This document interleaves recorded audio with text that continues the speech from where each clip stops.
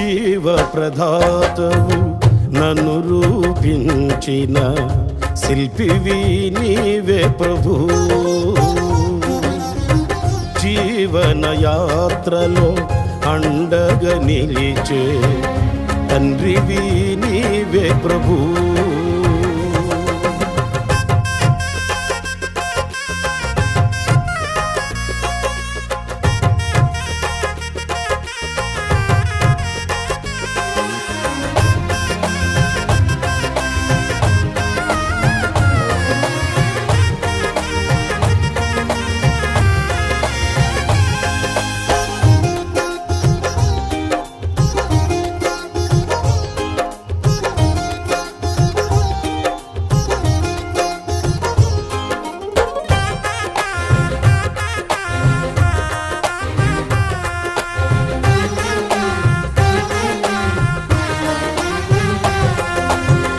మహిమను ధరించిన యోధులతో కలసి దిగి వచ్చెదవు నా కోసమే.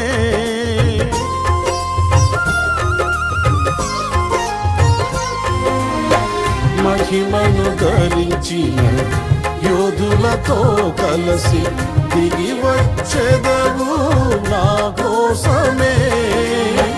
వేల్పులలోన బహుఘనుడవు నీవు, విజయ విహారుల ఆరాధ్యుడవు. విజయోత్సవముతో ఆరాధించెదను, అభిషక్తుడవు నీవని. ఏనాడు పొందని ఆత్మాభిషేకముతో నింపుము నా యేసయ్యా. జీవ ప్రదాతవు నన్ను రూపించిన శిల్పివి నీవే ప్రభు. జీవన యాత్రలో అండగా నిలిచే తండ్రివి నీవే ప్రభు. జగముల నేలే మహిమాన్వితుడా, నాయడ నీ కృపను గాలి హృదయుడా నాపై చూపిన వీడని నీ ప్రేమను ఏమని పాడెదను, ఏమని పొగడెదను.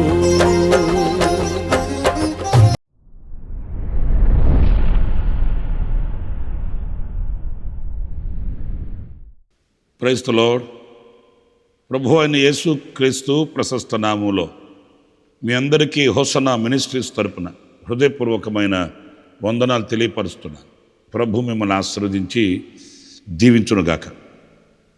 ప్రియులారా, పరిశుద్ధ గ్రంథంలో మనం కొన్ని వాక్యాలు చదువుతున్నప్పుడు ఆశ్చర్యం కలుగుతుంటుంది.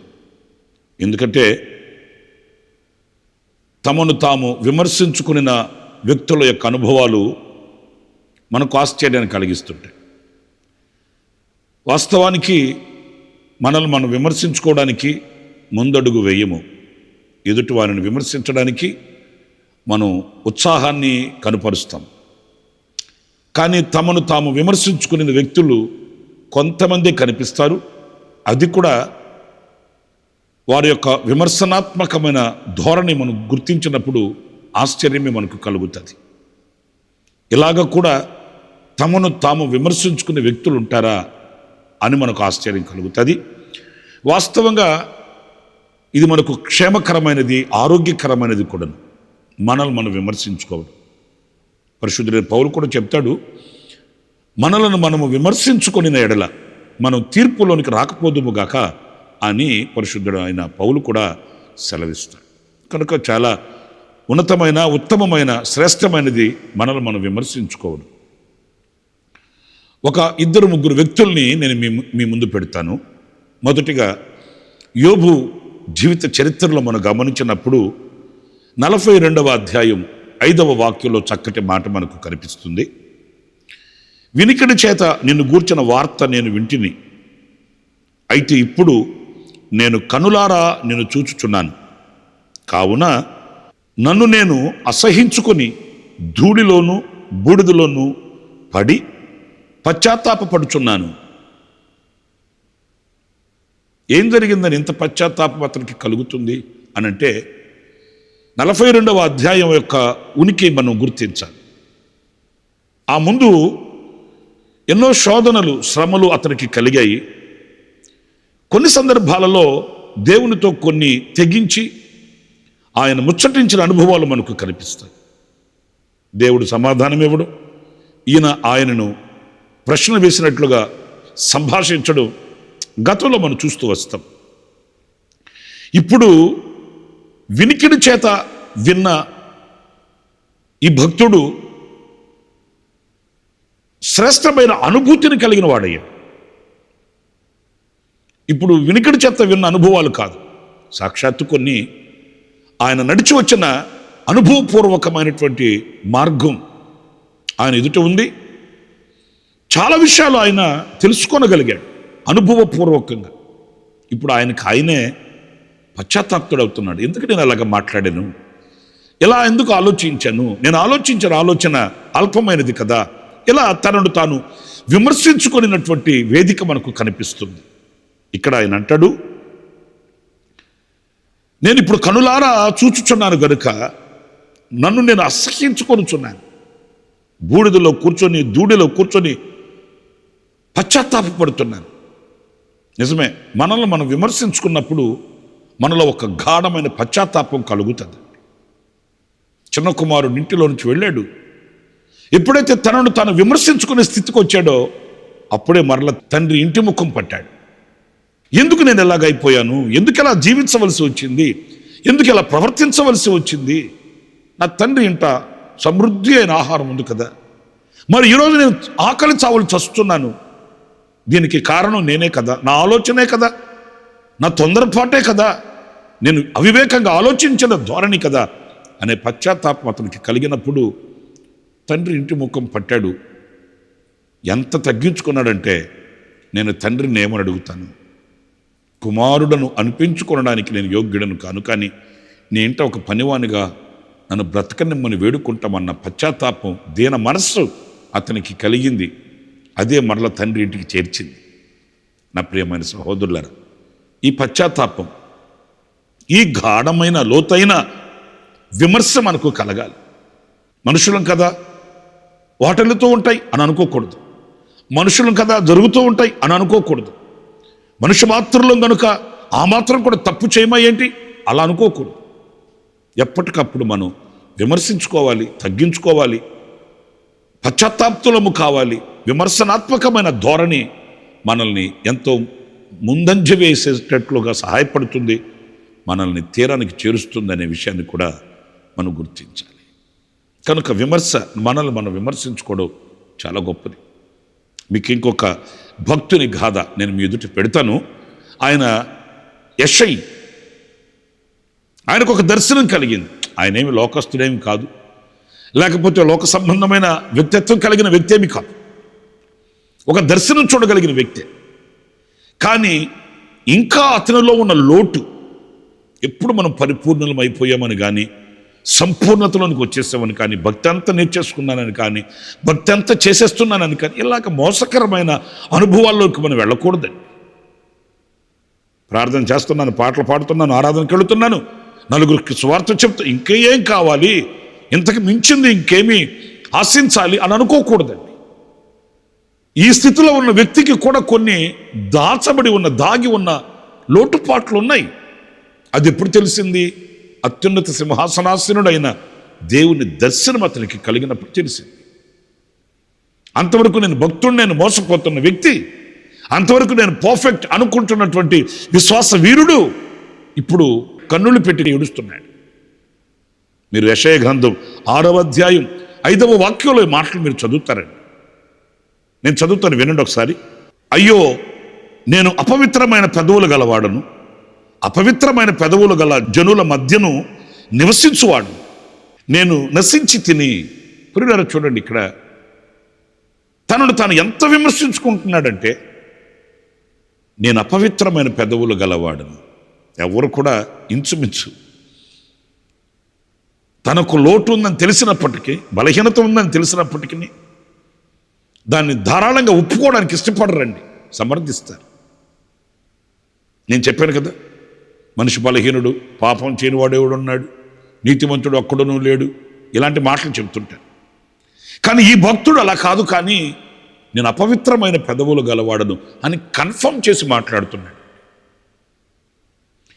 అపవిత్రమైన పెదవులు కలిగిన జనులలో నా సహవాసం అన్నది, వాళ్ళ మధ్యలో నేను నివసిస్తున్నాడు, నేను నశించి తిని. పురుడారా, ఈ వాక్య సత్యాన్ని మనం గమనిస్తే దేవుడు అతని బలహీనతను చూశాడు, త్రోసివేయలేదు, కానీ అతనిని అంగీకరించి అతనిని పరిశుద్ధపరిచినటువంటి ఘనచరిత్ర ఈ వాక్యంలో మనం చూస్తాం.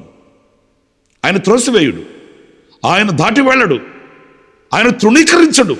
మనల్ని మనం విమర్శించుకోగలిగితే ఏ స్థితిలోనైనా మనం శుద్ధీకరిస్తాడు, పరిశుద్ధపరుస్తాడు. మనకు ఒక నూతన జన్మను ప్రసాదిస్తాడు, నూతనమైన బ్రతుకును అనుగ్రహిస్తాడు, కృపతో మనల్ని నింపుతాడు. ఆయన మనల్ని శుద్ధీకరించడం మాత్రమే కాదు, ఆయన చేతిలో మనల్ని ఒక పాత్రగా ఉంచుకోవడానికి సిద్ధంగా ఉంటాడు. ఎప్పుడు మనల్ని మనం విమర్శించుకున్నాం, ఏ స్థితిలో ఉన్నాం, ఏ అనుభవాలలో ఉన్నాం, ఎలాంటి సహవాస సంబంధాలు కలిగి ఉన్నాం, దేవునికి ఎంత దగ్గరగా ఉన్నాం, దేవునికి ఎంత దూరం అయిపోతున్నామనే విమర్శ మనకు ఎప్పటికప్పుడు కలగాలి. అదే ఆరోగ్యకరమైనది, కూడా క్షేమకరమైనది, అదే మనకు దీవెనకరమైనది. అలా కాకుండా మోసపోయిన ఆ 5 మంది కన్నికలు ఆ తర్వాత వాళ్ళు కన్నీళ్లు పెట్టి ఏడ్చి ప్రలాపించిన ప్రయోజనం లేకపోయిందని చరిత్ర గ్రంథాలు చెప్తున్నాయి. మాకేంటి, వెలుగుతూనే ఉన్నాము, అందరితో మేము కూడా వాళ్ళలాగానే బ్రతుకుతున్నాము. బుద్ధి కలిగిన కన్నికల వలె బుద్ధి లేని కన్నికలు కూడా కనబడుతున్నారు. అంచేత వాళ్ళు మోసపోయారు. ఎప్పుడు తెలిసింది? ప్రియుడు వచ్చాడు, అప్పుడు దీపాలు ఆరిపోయిన సంగతి తెలిసింది. కానీ తరుణం లేదు కదా. ఆ తర్వాత వాళ్ళు ఏదో చేసి మరలా వెళ్ళి ఆ దీపాలు వెలిగించుకుని వచ్చారు, కానీ దేవుడు వాళ్ళకి అవకాశం ఇవ్వలేదండి. కనుక ఎప్పటికప్పుడు మనం ఏ స్థితిలో ఉన్నాము అనేది విమర్శ మనకు ఆరోగ్యకరమైనది అనేది మనం గుర్తించాలి. చూడండి, మనలో కూడా కొంతమంది హెల్త్ కేర్ ఉన్నవాళ్ళు ఆరోగ్య శాస్త్రాన్ని, ఆరోగ్య పద్ధతులు చాలా జాగ్రత్తగా పాటిస్తారు. కొన్ని దినాలు అవ్వగానే బాడీ చెకప్ అంటారు, బాడీలో ఎలాంటి పరిస్థితులు ఉన్నాయి చెక్ చేయించుకుంటుంటారు. ఆధ్యాత్మికంగా కూడా అంతే కదా. ఎప్పటికప్పుడు మనం విశ్లేషించుకొని, విమర్శించుకొని పరిశుద్ధపరచబడిన వారమై మనం దేవునికి చేరువ కావాలి అనేది ఈ సత్యం సెలవిస్తున్న అనుభవం. ఆఖరిగా మరొక మాట పౌలును గురించి కూడా చెప్తాను. ఆయన భయంకరమైన పరిస్థితుల్లో నుంచి రక్షించబడినవాడు. సంఘాన్ని హింసించాలని దేవునికి విరోధంగా సవాలు విసిరినటువంటి సాహస వీరుడు. కానీ దేవుడు అతన్ని విడిచిపెట్టలేదు. దేవుడు దర్శించాడు, పట్టుకున్నాడు. ఓ బృహత్తరమైన పనిని ఆయన భుజస్కంధాల మీద పెట్టాడు. అయినప్పటికీ కూడా ఆయన విమర్శించుకోకుండా ఉండలేదండి. మీరు పరిశుద్ధుడైన పౌలు తిమోతికి రాసిన మొదటి పత్రికలో 1వ అధ్యాయం 15వ వాక్యంలో మీరు ఈ మాటలు వింటారు. నేను చదువుతాను, చూడండి. పాపులను రక్షించుటకు క్రీస్తు యేసు లోకమునకు వచ్చనను వాక్యము నమ్మదగినదియు పూర్ణాంగీకారమునకు యోగ్యమైనదియునై ఉన్నది.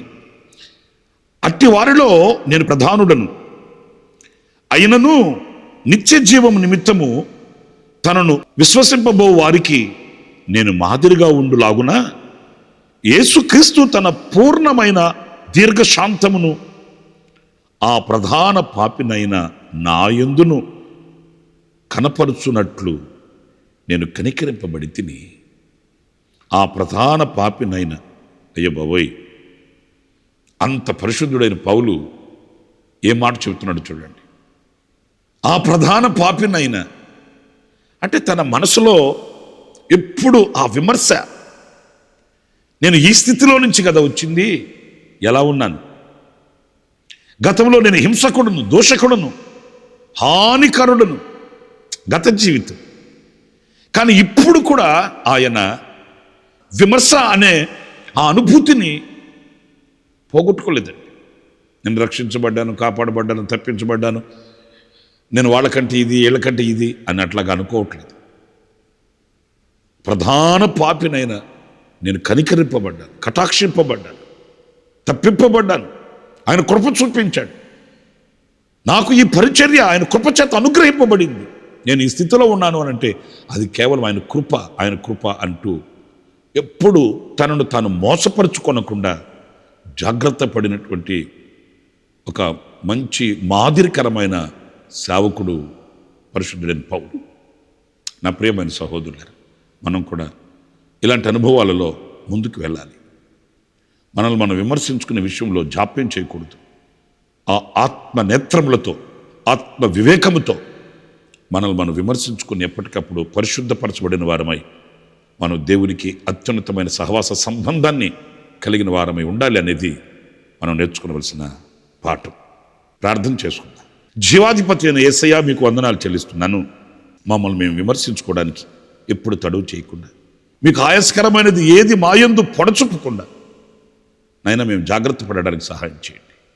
ఆ ఆత్మనేత్రాన్ని, వివేకమును మాకు అనుగ్రహించి ఎన్నడూ కూడా మేము మీకు దూరం కాకుండా, ఎప్పటికీ మేము మీకు దూరం కాకుండా ఆ సన్నిహితమైన సంబంధాన్ని కాచుకోగలిగిన వారమే ఉండడానికి కృపను అనుగ్రహించమని ఘనుడా మమ్మల్ని ఒక్కొక్కరిని మీ చేతులు సమర్పించుకుంటూ యేసు నామములో ప్రార్థన చేసి వేడుకుంటున్నాను తండ్రి, ఆమేన్.